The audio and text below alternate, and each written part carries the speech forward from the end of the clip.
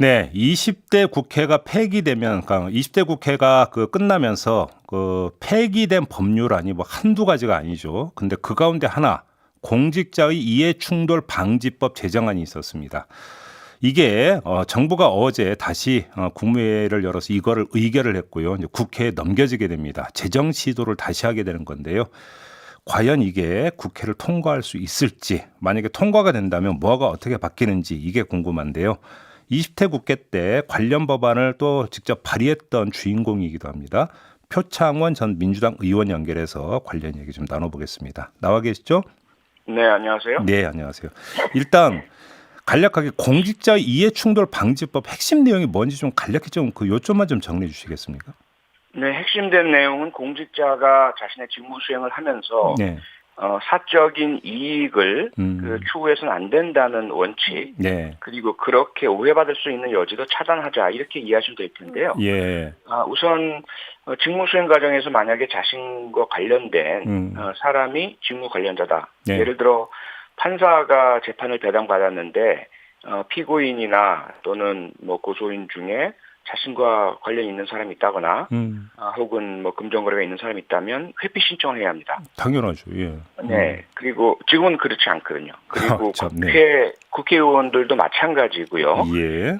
근데 두 번째로 요새 많이 들으신 기사 중에 보면 국회의원이 뭐 지방의원에게 돈을 받았는데 빌렸다고 한다더라. 그런 채권, 채무, 금전거래도 다 등록하도록, 신고하도록 네. 예. 이 법은 정하고 있고요. 네. 그다음에 이제 세 번째로 국회의원이나 차관급 이상 공무원 또 지자체장 등 고위공직자는 임명될 때 네. 지난 3년간 민간에서의 활동 내역을 전부 공개하도록 예. 하고 있고요. 예. 그다음에 공공기관 채용에 있어서 기관장이나 고위공직자의 가족은 채용하지 못하도록 전혀 개입될 수 없는 공채 과정은 예외이고요. 네. 그다음에 이제 가장 중요한 게 직무상 비밀을 이용해서 재산상 이익을 취한 경우는 전액 몰수하거나 추징하고요. 네. 그다음에 이제 7년 이하 징역 또는 7천만 원 이하 벌금에 처하도록. 예. 만약에 실제로 이익을 보지 못했다 하더라도 3년 이하 징역 또는 3천만 원 이하 벌금 부과하도록. 전반적으로 보자면 사적인 이해 추구가 원천적으로 불가능한 그런 법적 설계를 하고 있습니다. 제 기억으로는 20대 국회 거의 이제 말미에 이제 손혜원 당시 뭐 의원이 뭐 소관 상임위 활동하면서 관련 정보를 얻어갖고 목포에서 뭐 투기한 거 아니냐 이런 식으로 뭐 이야기 나왔고 야당 의원들도 뭐 전수조사하자 뭐 이런 이야기 있었고 이랬던 걸로 저는 기억을 하고 있는데요. 근데 지금 뭐 의원님께서 잠깐 정리를 해주셨습니다만 너무나 당연한 내용들인데 이게 왜 법에 그러니까 국회에서 통과가 안 된 겁니까? 근데 당시 그 사건이 발생하고 야당 의원들 중에도 본인들이 제출한 법안이나 정책 관련해서 나중에 알고 봤더니 해당되는 지역에 본인이나 가족 소유 빌딩이 있더라. 네. 그리고 도로가 무리하게 개설돼서 그 결과로 뭐 거대한 이익을 봤더라. 이런 주장이 제기되면서 맞아요. 본인들도 이 문제에 당사자가 될 수 있구나라는 인식들이 많이 생긴 것 같아요. 네. 그래서 정말로 상대방을 공격할 때는 이해충돌이라는 용어가 많이 사용되고 제도 바꾸자, 법 바꾸자 얘기가 많이 나오는데 정작 그 법이 통과되면 이쪽 저쪽 막론하고 국회의원들 다수가 자신이 문제가 될 수 있고요. 과태료를 내야 되거나 혹은 자신의 재산을 처분해야 되거나 이런 문제에 직면하다 보니까 유야무야 되어 버렸습니다. 이게 이제 지금 의원님이 말씀은 이쪽 저쪽이라고 그런 게 여야 가리지 않고 이런 뜻인 거죠? 네, 그렇습니다. 네. 그러니까 목소리는 높였는데 속마음은 전혀 달랐다 이런 말씀이시잖아요. 한마디로 이야기를 하면. 그렇죠. 뭐 300명 중에 몇 분이나 그럴지는 모르겠지만 하여튼 조금 영향력 있는 다선 의원 중에는 아무래도 의정활동이 쌓여가면서 본인의 거주 지역이나 이해관계 있는 지역 내 개발 또는 법안 관련된 부분, 지역 민원 청탁 이런 것과 연관된 것들이 많다 보니까 여야를 막론하고 그다지 적극적인 찬성 의사가 안 보이는 것 같았습니다. 제가 볼 때는. 의원님도 그때 관련 법안 발의하셨다면서요? 네, 저는 국회의원에게 조금 더 타겟을 맞춰서요. 국회의원의 이해충돌을 방지하는 조항을 국회법 개정안 냈고요.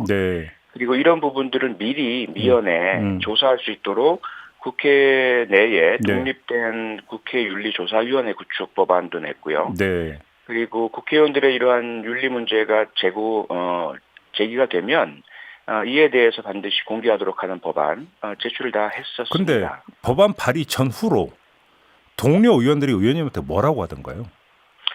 글쎄 저야 워낙 여기저기 눈치 안 보고 말도 하고 발의하다 보니까요. 네. 저에게 그렇게 이야기하는 분은 안 계십니다. 그냥 그러더니 그러면 주변에서 의원님을 포기하고 있었던 겁니까?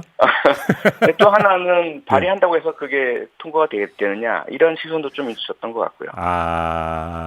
뭐 해볼 테면 해봐. 어찌 통과되나 보자 뭐 이런 겁니까? 그때 분위기가? 예, 그렇게 표현을 안 하시면 제가 느낀 것은 그런 분위기가 좀 느껴졌습니다. 예, 근데 논의는 되긴 됐어요? 상임위에서? 아니요. 논의 전혀 상정도 안 됐고요. 그래요? 예. 그런 법안들이 많죠. 근데 이게 국회의원의 경우로만 한정을 하면 또 어떤 반론이 나오냐면 아니 지역구 국회의원 같은 경우는 지역구 또 이제 사업이라고 하는 게 있는 건데 이게 그 사익과 연관성을 딱 잘라서 칼로 그러니까 무자르도 이렇게 딱 구분하기가 쉽지가 않다. 뭐 이런 반론도 그때 나왔던 것으로 제가 기억을 하는데 이건 어떻게 봐야 되는 겁니까? 그건 모든 공직자 다 마찬가지이고요. 예. 물론 국회의원이 정치를 하는 분들이다 보니 예. 정치에는 사람을 만나고 예. 또 민원을 듣고 그리고 협상도 하고 이런 것들이 포함되어 있죠. 네. 그런데 그게 자신이나 자기와 관련 있는 뭐 친척 지인 등의 이해관계와 관련되는 부분은 전혀 구분이 가능합니다. 그리고 그게 모호할 경우에는 무조건 처벌받는 것이 아니고요. 네. 사전에 문의하고 신고하고 등록하고 예. 회피할 수 있는 절차가 마련되어 있고요. 예. 그리고 자문을 얻고 심의 심사를 받을 수 있도록 하기 때문에 지금 그러한 국회의원의 특수성을 또는 정치의 특수성을 이야기하시면서 네. 이게 문제가 있다라고 하시는 부분들은 지나친 기우다. 저는 네. 그렇게 생각을 합니다. 기우라기보다는 핑계에 가깝군요, 그러면. 네. 근데 이게 지금 원래 시도가 김명란법 있지 않습니까? 이때도 네, 그렇습니다. 공직자 등 이해충돌 방지 조항을 넣으려다가 이게 제대로 안 됐던 것으로 기억하는데 맞죠, 의원님? 맞습니다. 그 당시에도 국회의원들이 입법자다 보니까요. 네. 국회에서 가장 큰 문제를 제기를 했고요.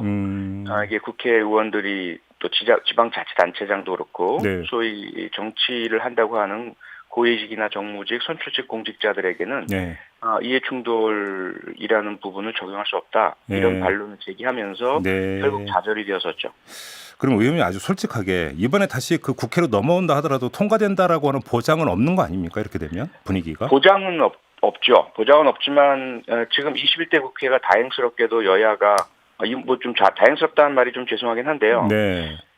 서로 한번 그 상대방의 뭐 의도, 속마음 이런 거 다 드러내자 이러한 상황이 되다 보니까 다른 것보다 국회 개혁, 정치 개혁 그리고 이러한 부패 방지를 위한 이해충돌 방지법 같은 것들에 대해서 먼저 서로 선명성을 경쟁하도록 뭐 분위기만 만들어지면 과거에는 서로 정쟁을 하고 다투다가도 공동의 이익 부분은 기막히게 잘 협조가 잘 됐었거든요. 네, 그랬죠. 예, 지금은 조금 그런 분위기가 아니니까 국민들의 뜻을 받들어서 이 이해충돌 방지법부터 통과가 되는 그런 분위기 만들면 가능도 할 것 같습니다. 제가 이제 조금 전에 그렇게 질문을 드렸던 이유가 물론 20대 국회의 일이긴 합니다만 여든 야든 가리지 않고 비슷한 반응을 보였다고 말씀을 하셨기 때문인데요. 근데 21대 국회는 좀 다를 수 있다고 그렇게 믿으세요? 분위기는 마찬가지죠. 지금 국회의원들 중에 보면은 자신의 어떤 관련된 사건 또는 이해관계와 관련된 상임위를 찾아가시는 분들도 계시고요. 그러게요. 해당되는 상임위에서 그러한 부분들을 배척하지 않고 또 뭐 배정도 하고 받아들이기도 하기도 하고요. 그리고 특히 앞서 말씀드렸던 정치와 국회의 특수성을 내세우시면서 물밑 협상 또는 막간 대화 이런 것들이 당연시되는 분위기가 여전히 있다 보니까 국회의원이나 정치인에게는 어느 정도의 그러한 모호한 이익 추구는 허용되는 것 아닌가라는 그런 관행적 요소는 분명히 여전히 존재합니다. 하지만 21대 국회에 출발 단계다 보니까요. 네. 초반부터 조금 더 상호 간의 경쟁과 이런 다툼들을 조금 긍정적으로 활용을 한다면 이 부패방지 관련법, 국회 개혁 관련법은 서로 경쟁하도록 해서 통과시키면 불가능하지 않다라는 생각이 듭니다. 통과를 시켜야죠. 그리고 알겠습니다. 그렇습니다. 이게 이제 21대 국회의 개혁성을 가늠해 볼 수 있는 하나의 리트머스 시험지다 이렇게 봐도 될 것 같네요. 그렇습니다. 예. 그리고 첫 리트머스 시험지다. 저는 그렇게 생각을 합니다. 알겠습니다. 자, 말씀 여기까지 들을게요. 고맙습니다. 네, 고맙습니다. 네, 지금까지 표창원 전 의원이었고요. NYBJ님은 이런 건 법으로 안 되고 오히려 기자들이 해야 하는 일이다. 이렇게 또 다른 각도에서 지적을 해 주셨습니다. 제 말이 깎겠느냐. 오히려 언론이 감시의 눈을 부릅떠야 된다. 이런 지적인 것으로 이해를 하겠습니다.